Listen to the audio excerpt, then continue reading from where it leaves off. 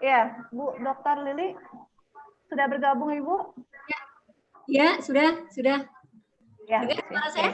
kita punya waktu kurang lebih 7-10 menit ya Ibu ya, karena ini hari, mohon maaf, pada hari Jumat ya. Ya, disilakan Ibu. Ya. Oke, terima kasih. Assalamualaikum warahmatullahi wabarakatuh. Yang saya hormati seluruh pimpinan di IAIN Pontianak, yang saya hormati teman-teman narasumber. Apakah dengar suara saya? Ibu, dengar suara? Halo? Ya, kedengaran, Bu, kedengaran. Halo? Kedengaran ya? Dengar, Bu, dengar. Oke, baik. Saya lanjutkan. Hari ini kita masih berangkat mengkaji tentang konseling di masa pandemi. Disadari atau tidak, memang dampak pandemi ini sudah membawa gangguan psikologis bagi kita semua. Gangguan psikologis termasuk juga gangguan fisik. Nah, kalau kita yang dalam kondisi normal, sehat itu merasa terganggu ya dengan situasi pandemi, tentu itu sangat dirasakan juga oleh anak-anak yang berkebutuhan khusus. Anak-anak berkebutuhan khusus itu selama ini tanpa ada problem pandemi pun sudah mengalami banyak masalah ya, karena belum banyak masyarakat yang bisa menerima keberadaan anak-anak yang berkebutuhan khusus. Nah, apalagi ini yang terjadi pada anak-anak berkebutuhan khusus. Saya ingin menampilkan materi dulu.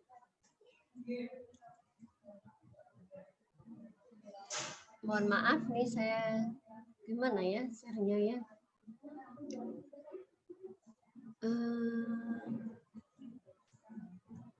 Saya akan mempersiapkan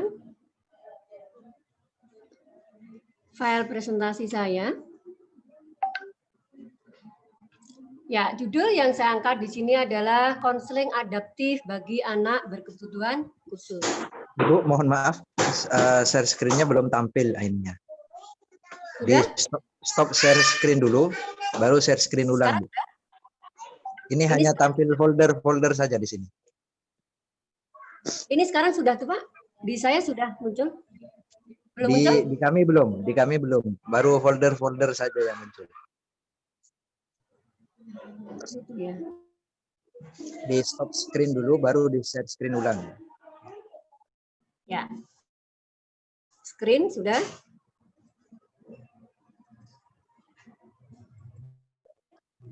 Sudah Pak? Bisa? Apakah sudah nampak? Iya, nampak. Halo? Cuman ini folder, cuman bukan ini, bukan PowerPoint. Oh, mana ya?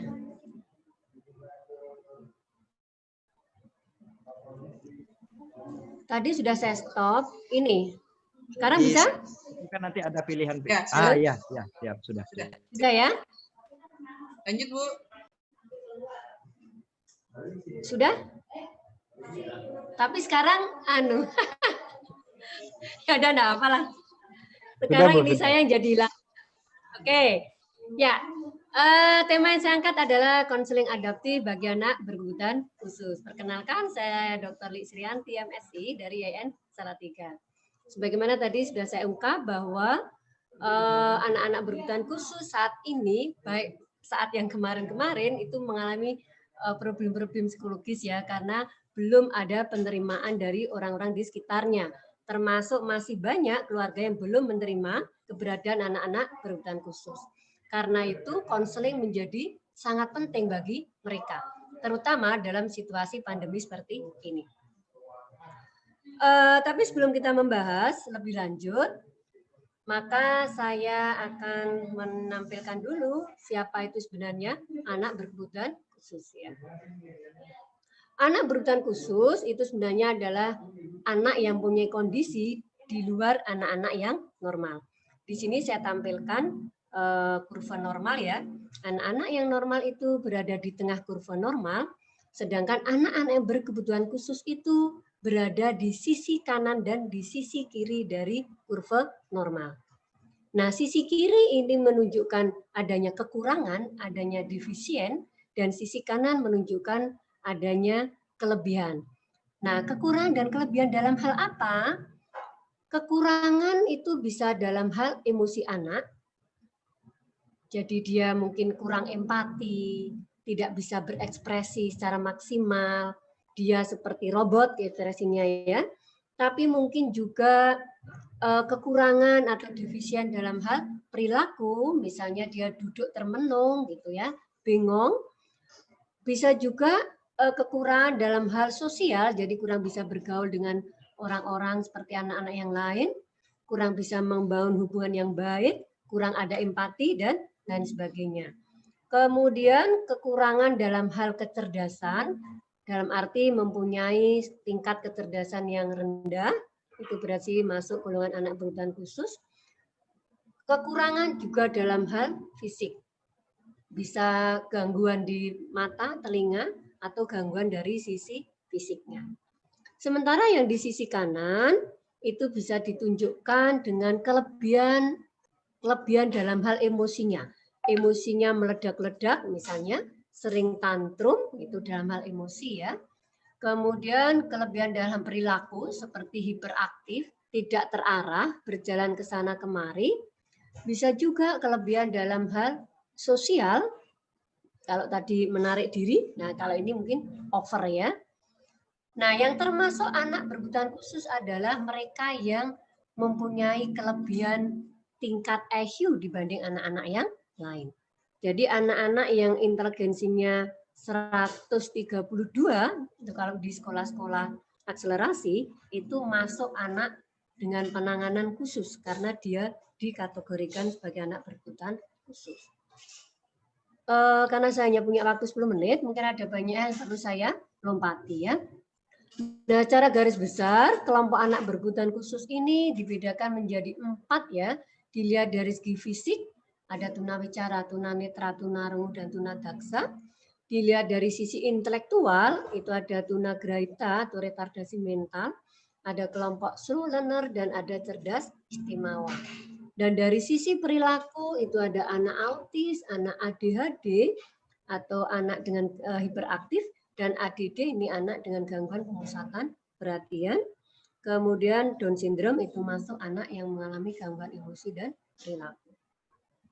Dan yang keempat itu adalah anak dengan gangguan bahasa dan kesulitan belajar yang spesifik.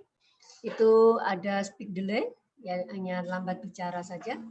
Kemudian disleksia, disgrafia, diskalkulia. Ini hanya untuk pengantar ya. Nah, karakteristiknya seperti ini. Karena anak mempunyai banyak keterbatasan, dia bisa mengalami hambatan komunikasi dan interaksi sosial. Dia mungkin bisa menjadi mudah putus asa dan rendah diri karena kekurangan yang dialami, juga ada stigma-stigma negatif dari lingkungannya. Anak-anak tertentu mempunyai daya serap yang rendah, sifatnya verbalisme, jadi dia mungkin bisa mengucapkan banyak hal, membaca banyak hal, tapi tidak tahu apa yang dibaca dan apa yang diucapkan. Kemudian sensori visualnya sangat kuat, karena itu butuh rangsangan-rangsangan yang perlu dilakukan secara visual, seperti melalui media dan lain sebagainya. Anak ABK juga bisa mempunyai mobilitas fisik yang terbatas ya, ada gangguan mobilitas fisik, mungkin jalannya tidak seperti anak lain, mungkin cara bicaranya, cara duduknya tidak bisa tegak, misalnya ada yang miring kanan, miring kiri, dan sebagainya. Karakteristik yang lain, anak mengalami gangguan emosi dan perilaku, mudah marah, mudah tersinggung, meledak-ledak emosinya, kemudian gangguan perilakunya bisa berupa agresif, menyerang, menyakiti diri sendiri, memukul temannya misalnya, dan akumulasi dari semua itu bisa muncul dalam bentuk perilaku membangkang di mata orang lain, di mata orang tua, di mata guru. Nah, ternyata anak ABK itu mempunyai problem yang sangat kompleks ya. Tanpa ada kondisi pandemi seperti ini, ternyata anak ABK sudah mempunyai problem-problem yang luar biasa. Problem yang pertama itu karena hambatan personal, hambatan yang berasal dari dirinya. Ada problem yang bersumber dari persepsi atau stigma dari keluarga dan lingkungan yang buruk terhadap dirinya, sehingga memunculkan diskriminasi pada anak. Nah, hambatan personalnya itu bisa karena faktor fisik, faktor mental, faktor emosional. Sementara problem yang berkaitan dengan keluarga dan lingkungan, masih banyak persepsi negatif dari masyarakat, dari keluarga tentang anak berkebutuhan khusus. Sebagian orang tua menganggap bahwa kelahiran anak ABK itu merupakan suatu aib keluarga. Ada yang mengatakan bahwa kelahiran anak ABK adalah bentuk dari kutukan. Sebagian masyarakat menganggap itu penyakit menular. Ada yang mengatakan gila, sehingga anak-anak ABK itu dijauhi. Ada yang diasingkan dari keluarga. Belum bisa diterima oleh masyarakat. Akhirnya sekarang kita lihat banyak sekali diskriminasi yang diterima oleh anak berkebutuhan khusus. Kita sering melihat di sekitar kita bagaimana perlakuan buruk masyarakat terhadap anak-anak berkebutuhan khusus. Banyak anak-anak ABK yang jadi bahan bullying oleh teman-temannya, jadi bahan olok-olokan. Kemudian diskriminasi juga kita lihat dalam dunia pendidikan dan pekerjaan. Belum banyak anak-anak berkebutuhan khusus yang bisa melanjutkan hingga perguruan tinggi. Masih ada perguruan tinggi yang belum menerima kehadiran anak berkebutuhan khusus. Walaupun sekarang sudah mulai ada kebijakan tentang itu. Diskriminasi juga diterima oleh anak-anak yang berkebutuhan khusus ini dalam dunia kerja, dalam bidang hukum dan sosial. Masih terabaikan, masih tersingkirkan, masih belum semua instansi, belum semua perusahaan, atau belum semua unit-unit kerja itu mau menerima anak-anak berkebutuhan khusus. Nah, melalui perjuangan yang panjang dari mereka yang bergelut dalam bidang anak berkebutuhan khusus, mulai muncul kebijakan-kebijakan yang mengangkat hak-hak anak berkebutuhan khusus.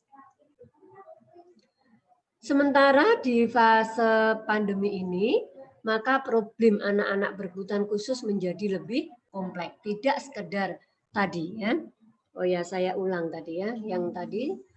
Nah, kompleksitas dari masalah yang bersumber dari faktor personal, yang bersumber dari keluarga dan lingkungan, itu memunculkan problem yang lebih berat lagi pada anak.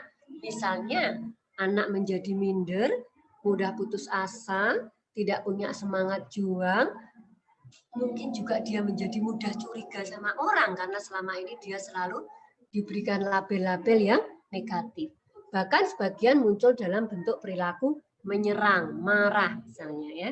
Itu problem yang terjadi pada anak berkebutuhan khusus selama ini. Nah, setelah masa pandemi, maka problem bagi ABK menjadi bertambah. Sebagaimana anak-anak yang lain, anak-anak berkebutuhan khusus harus belajar di sekolah, ya, harus belajar di rumah, ya, school from home. Nah, ketika anak-anak yang lain mengalami kesulitan harus belajar di rumah, yang selama ini belajar full dengan guru, sekarang harus ada pendampingan dengan orang tua, pendampingan full dari orang tua, maka kesulitan menjadi bertambah-tambah dialami oleh anak-anak yang berkebutuhan khusus. Sebagian anak tidak bisa menangkap apa yang disampaikan oleh orang tua. Ini keluhan yang selama ini kami tangkap ya pada murid-murid kami. Kebetulan saya mengelola sekolah untuk anak berkebutuhan khusus. Jadi belajar dengan orang tua itu banyak yang menolak, anak tidak mau. Karena itu target-target belajar tentunya susah untuk dicapai. Sebagaimana anak yang lain, anak ABK juga merasa bosan, menjadi moody ya, kadang naik, kadang turun untuk emosinya ya. Ada yang mogok, tidak mau belajar karena merasa bahwa dia sedang tidak sekolah. Kalau sekolah itu di sekolah. Kalau namanya belajar itu di sekolah bersama guru. Kalau di rumah itu bermain. Nah, kebanyakan anak-anak seperti itu. Nah, tidak semua orang tua mempunyai kemampuan untuk menghadapi anak-anaknya sendiri. Tidak semua orang tua punya kesabaran, punya ilmu ya. Yang sering terjadi adalah dipaksa atau dibiarkan sama sekali. Nah, ini yang kemudian menimbulkan perilaku-perilaku yang lebih membahayakan pada anak, sehingga anak-anak menjadi tantrum, mudah marah, uring-uringan, dan perilaku lain yang susah dikendalikan oleh orang tua. Nah, berdasarkan itu semua, maka diperlukan konseling ya. Kegiatan konseling menjadi sangat penting agar kegiatan anak di rumah itu bisa tetap berjalan. Konseling untuk anak berkebutuhan khusus itu merupakan konseling yang adaptif, yaitu konseling yang disesuaikan dengan kondisi, situasi, dan kebutuhan anak. Sehingga kita masuk di sini bahwa tujuan konseling bagi anak berkebutuhan khusus adalah untuk mengenal dirinya sendiri. Misalnya bagi anak tunanetra dia harus tahu siapa dirinya, bagaimana keterbatasannya. Kemudian bagi anak tunarungu misalnya juga harus tahu siapa dirinya, bagaimana lingkungannya, seberapa besar kemampuannya, itu perlu mengenal diri. Setelah itu konselor harus membawa anak agar bisa menerima dirinya, menerima segala kekurangannya, menerima kelemahannya. Di awal-awal kehidupan anak-anak berkebutuhan khusus, mereka itu biasanya belum bisa menerima diri. Mereka menyesali mengapa dia terlahir seperti itu. Tidak hanya anak yang merasakan belum bisa menerima diri ya, bahkan orang tua pun kadang belum bisa menerima mengapa dia dikaruniai oleh anak-anak berkebutuhan khusus. Nah, sebagaimana tadi sudah saya uraikan bahwa anak-anak berkebutuhan khusus itu sering mendapatkan ejekan oleh lingkungan. Tidak diterima dengan baik oleh lingkungan. Nah, kegiatan konseling ini diarahkan agar anak bisa menerima kondisi lingkungan. Bisa mentalnya kuat dengan berbagai ejekan dan mungkin perkataan-perkataan negatif dari lingkungan. Karena itu, ini tujuan konseling yang kedua bagi ABK adalah menerima diri dan menerima kondisi lingkungan. Kemudian, tujuan konseling berikutnya adalah mengembangkan konsep diri anak, karena banyak penelitian yang mengatakan bahwa anak-anak berkebutuhan khusus itu mempunyai konsep diri yang rendah. Merasa tidak mampu, merasa tidak berdaya, merasa tidak diterima oleh orang lain, itu yang membuat konsep diri anak rendah. Nah, konseling dalam bagi ABK harus bisa membantu agar anak mempunyai konsep diri yang positif. Khusus dalam masa pandemi ini, maka kegiatan konseling diarahkan pada kegiatan berikut. Apa itu? Yaitu bisa beradaptasi terhadap kondisi diri dan lingkungannya.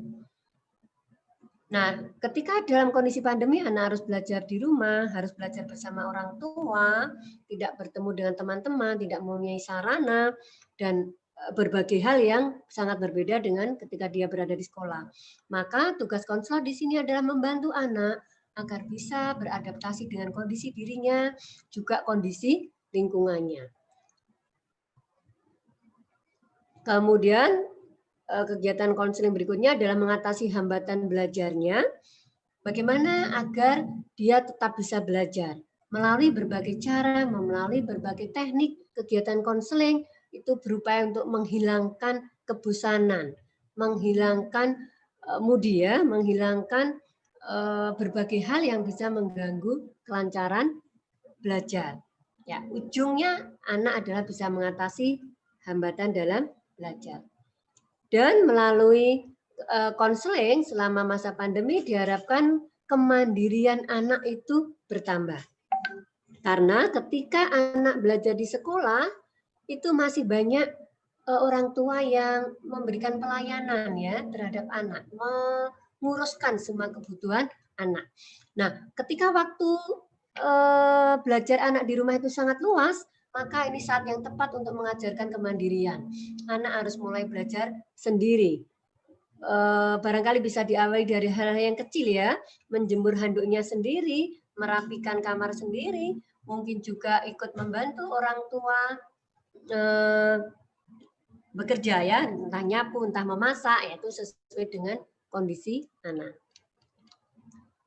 Selanjutnya kita akan masuk ke konseling. Bagaimana konseling adaptif itu? Nah, bagi anak berkebutuhan khusus memang tidak bisa melakukan konseling sebagaimana untuk anak-anak normal pada umumnya. Konseling adaptif itu berarti konseling yang diadaptasi, disesuaikan dengan kondisi anak, situasi yang terjadi, disesuaikan dengan kebutuhan anak saat itu. Aspek apa saja yang harus disesuaikan? Yang pertama adalah peran konselor itu juga harus menyesuaikan. Sarana yang digunakan harus diadaptasi sesuai kebutuhan. Kemudian keterlibatan sensori dalam proses konseling itu juga harus disesuaikan. Demikian juga dengan waktu pelaksanaan konseling, metode dan media yang digunakan itu harus disesuaikan kondisi anak. Nah, untuk peran konselor, ada kalanya konselor itu harus bisa berperan sebagai guru, harus berperan sebagai teman, bisa berperan sebagai orang tua, bahkan suatu saat konselor perlu berperan sebagai ustadz atau ustazah. Tergantung saat itu anak mempunyai problem apa. Kalau anak mengeluh mempunyai kesulitan menghafal misalnya, konselor tidak menghafal surat-surat pendek misalnya. Konselor tidak bisa langsung, tanya aja guru agama, nggak bisa gitu ya. Jadi di sini konselor dituntut untuk bisa memainkan banyak peran. Sementara sarananya itu bisa menggunakan gambar, plastisin, origami, video, sedotan, potongan kertas, dan lain sebagainya. Ya, tiap anak karakteristiknya berbeda. Karena itu pilihan terhadap sarana itu sangat bergantung kebutuhan. Ya. Demikian juga aspek apa yang perlu dilibatkan dalam kegiatan konseling itu idealnya melibatkan semua sensori anak ya, baik audio, visual maupun kinestetik. Tetapi hal itu tidak bisa dilakukan pada anak berkebutuhan khusus karena anak-anak mempunyai karakter yang berbeda-beda ya dalam hal sensori. Ada yang kuat di audio, ada yang kesulitan di visual, ada yang lebih kuat di kinestetik. Nah, masing-masing itu perlu diangkat ya sesuai kondisi anak. Sementara untuk waktu pelaksanaan konseling ini diadaptasikan, tidak bisa sesuai jam sekolah. Bahkan guru atau konselor di sini bisa melakukan kegiatan konseling di waktu sore hari, di waktu pagi, di waktu bukan jam sekolah ya, Sabtu atau Minggu. Misalnya kita konselor sudah menjadwalkan ya, jam 9 saya nanti mau video call dengan Uni misalnya, si anak ABK ini. Nah, ketika di video call jam 9 ternyata si Uninya kondisinya sedang tidak bagus, sedang tantrum, sedang ngambek. Nah, makanya itu tidak bisa dilakukan. Konselor perlu mengganti waktu yang lain. Berikutnya, apa yang perlu diadaptasi berikutnya adalah metodenya ya. Metodenya mungkin kita bisa menggunakan WhatsApp, bisa menggunakan vid call, bisa menggunakan WebPK kalau ada. Tetapi untuk anak-anak tertentu atau keluarga tertentu yang tidak punya Android, HP Android, maka bisa via telepon atau SMS. Ya, sehingga dalam pelaksanaannya nih, karena keterbatasan yang ada pada anak ABK, maka dalam pelaksanaannya tidak selalu konselor itu harus berhubungan langsung dengan anak berkebutuhan khusus. Kalau kita bisa langsung berhubungan dengan anak ABK itu bagus sekali ya, itu merupakan jalan tol, jalan lurus ya. Tetapi ada kalanya itu tidak bisa dilakukan ya. Karena itu di sini konselor itu perlu membangun juga komunikasi, hubungan, bahkan konseling dengan guru dan orang tua. Ya, sebagaimana kita ketahui ya bahwa masih banyak orang tua yang belum menerima anak-anak berkebutuhan khusus. Karena itu dalam menghadapi anak berkebutuhan khusus ini ada kalanya sumber masalah justru berasal dari orang tua. Kurangnya penerimaan pada orang tua, kurangnya kasih dari orang tua, bahkan kurangnya ilmu pengetahuan dari orang tua. Bagaimana menghadapi anak-anak berkebutuhan khusus, ini ada kalanya justru menimbulkan problem tersendiri bagi anak. Karena itu, di sini orang konselor itu pun perlu berintervensi dengan orang tua. Demikian juga guru ya. Tidak semua guru, walaupun dia mengajar anak ABK, tapi tidak semua guru itu bisa memperlakukan anak dengan baik, mempunyai metode yang tepat. Nah, di sini peran penting dari konselor. Berikutnya, konselor juga perlu melakukan intervensi dengan peer, karena peer ini ada kalanya menjadi ujung tombak juga dalam penanganan problem anak berkebutuhan khusus ya. Jadi tidak semua kegiatan konseling itu bisa ditangani oleh konselor. Ya, mohon maaf Bu Lili, kita punya waktunya terbatas ya Bu. Bisa langsung kesimpulan saja Bu ya. Gimana? Ya, kita punya waktunya terbatas ya, karena masih ada 3 narasumber yang lain menunggu. Oke. Ini tinggal satu aja, satu slide aja ya. Oke, satu slide saja, lainnya tidak usah nih. Ada slide yang lain tidak perlu. Oke, jadi ini saya simpulkan ya, dalam konseling adaptif ini, maka konselor bisa langsung berintervensi dengan ABK, tetapi ada kalanya perlu berkolaborasi dengan pihak-pihak lain di sini ya, dalam masa pandemi ini ya. Bisa melalui orang tua, bisa melalui guru, bisa melalui teman sebayanya. Oke, saya rasa itu karena waktunya terbatas. Karena itu saya akhiri. Terima kasih atas partisipasi semua peserta. Dan saya akhiri. Assalamualaikum warahmatullahi wabarakatuh.